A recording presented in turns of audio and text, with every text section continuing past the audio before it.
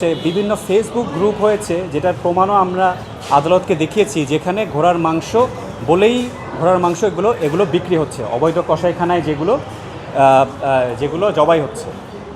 এই কারণে এর পরিপ্রেক্ষিতে তারপরে আরও কিছু ঘটনা ঘটে, আরও কিছু 4-5টি রেড হয়, সবগুলোই গাজীপুরে হয় এবং গত কয়েক মাস ধরে এই ঘটনাগুলো কয়েকবার এইগুলো পত্রিকায়ও এসেছে, মিডিয়ায়ও এসেছে এবং এ ব্যাপারে সংশ্লিষ্ট মহলেও অনেক ধরনের এগুলো সরকারকেও অবহিত করা হয়েছে, চিঠি দেওয়া হয়েছে। যদিও সরকারের কোনো সহমর্মিতার অভাব ছিল না, কিন্তু আমরা এখন পর্যন্ত কোনো কার্যকরী পদক্ষেপ পাইনি। এ কারণেই এই পিটিশনারগণ ওনারা মামলা করতে বাধ্য হন এবং আশা করেন যে আদালতের থেকে কিছু আদেশ পাওয়া যাবে এবং সেই আদেশগুলো পেলে যেই পদক্ষেপগুলো প্রয়োজন, যেই লং টার্ম পদক্ষেপগুলো প্রয়োজন, কাজগুলো হতে পারে। এর পরিপ্রেক্ষিতে আজকে শুনানি হয়। শুনানিতে মাননীয় আদালত, হাইকোর্টের দ্বৈত বেঞ্চ, বিচারপতি জনাব আহমেদ সোহেল এবং বিচারপতি জনাবা ফাতেমা আনোয়ার, ওনাদের যেই বেঞ্চ, সেখানে আজকে মামলাটি শুনানি হয় এবং শুনানি শেষে আদালত একটি রুল জারি করেন, যেখানে সরকারকে জবাব দিতে বলা হয়েছে যে কেন তাদেরকে নির্দেশনা দেওয়া হবে না এই সব ব্যাপারগুলোতে কার্যকারী পদক্ষেপ নেওয়ার জন্য, এবং যেই ইলিগাল হর্স ট্রেডটা হচ্ছে, অবৈধ ব্যবসা, ঘোড়ার মাংসের অবৈধ ব্যবসা হচ্ছে, সেটা বন্ধের জন্য কেন কার্যকরী পদক্ষেপ নেওয়া হবে না এই ব্যাপারে সরকারকে শোকজ করা হয়েছে। এবং অন্তর্বর্তীকালীন আদেশ হিসেবে কয়েকটি আদেশ দেওয়া হয়েছে। এক হচ্ছে যেই দরখাস্ত পিটিশনারগণ করেছিলেন সরকারের কাছে, সেই দরখাস্তটি নিষ্পত্তি করার কথা বলা হয়েছে। একটি গাইডলাইন এবং অ্যাকশন প্ল্যান করতে বলা হয়েছে 90 দিনের মধ্যে, যে সরকার এই সিচুয়েশনটাকে কিভাবে হ্যান্ডেল করবে সেটার ব্যাপারে একটি গাইডলাইন এবং অ্যাকশন প্ল্যান করতে গভর্নমেন্টকে 90 দিনের সময় দেওয়া হয়েছে এবং গভর্নমেন্টকে এটা গাইডলাইন এবং অ্যাকশন প্ল্যান করতে বলা হয়েছে।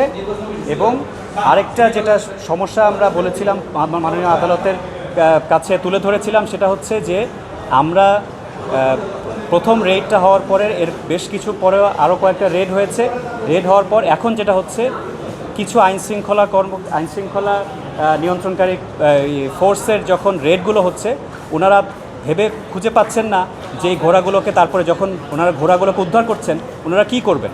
তখন ওনারা আবার এই ঘোড়াগুলোকে খোলা বাজারে নিলামের মাধ্যমে বিক্রি করে দিচ্ছেন। ইনস্ট্যান্টলি লোকাল মানুষ আবার সেই ঘোড়াগুলোকে কিনছে এবং আবার তারা সেইখানেই আবার বাজারে, ফুড মার্কেটে আবার এই ঘোড়াগুলোকে দিয়ে দিচ্ছে। তো তাতে যেটা সমস্যাটা হচ্ছে যে রেড হয়েও কোনো লাভ হচ্ছে না, কারণ ঘোড়াগুলো আবার যেই মানুষের খাবারের প্লেটেই চলে যাচ্ছে। তো এই কারণে এই প্র্যাকটিসটা বন্ধের জন্য একটা ইমিডিয়েট একটা নির্দেশনাও হাইকোর্ট ডিভিশন দিয়েছে। এবং আরেকটা আমরা চেয়েছিলাম, যেটা হাইকোর্ট ডিভিশন বলেছেন, এটা পরে সরকারের জবাব পাওয়ার পরে, সেটা হচ্ছে যে যখনই ঘোড়াগুলো রেস্কিউ করা হবে, সেগুলোকে রাখার জন্য ফ্যাসিলিটি তৈরি করা, সেটা একটি লং টার্ম ব্যবস্থা, সেটা আদালত পরে এটা কনসিডার করবেন বলে আমাদেরকে বলেছে। তো এই ঘোড়ার মাংসের একটা সমস্যা হচ্ছে যে ঘোড়ার মাংস ইটসেলফ, আমাদের যেই পশু জবাই আইন, সেখানে বেশ কিছু প্রাণীর লিস্ট দেওয়া আছে, যেমন গরু, মহিষ, ছাগল, দুম্বা ইত্যাদি, উট, এগুলোর লিস্ট দেওয়া আছে, সেখানে ঘোড়ার কথা বলা নাই।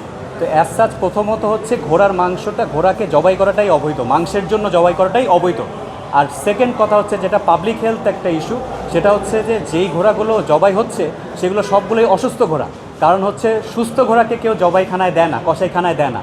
যখন ঘোড়ার যেই প্রয়োজনীয়তাটা শেষ হয়ে যায়, সে যখন আর গাড়ি চালাতে পারে না, সে যখন কৃষিকাজে আর ব্যবহার হয় না, তখন তাকে অসুস্থগুলোকেই, যেগুলো চরম অসুস্থ হয়ে যায়, সেগুলোকেই দিচ্ছে এবং সেগুলো মানুষ খেয়ে নিচ্ছে, খেয়ে তারা অসুস্থ হচ্ছে, অথবা সেগুলোকে এবং এই যে ওই রেস্টুরেন্টে বিক্রি হচ্ছে, বাজারে বিক্রি হচ্ছে, ফেসবুকেও বিক্রি হচ্ছে।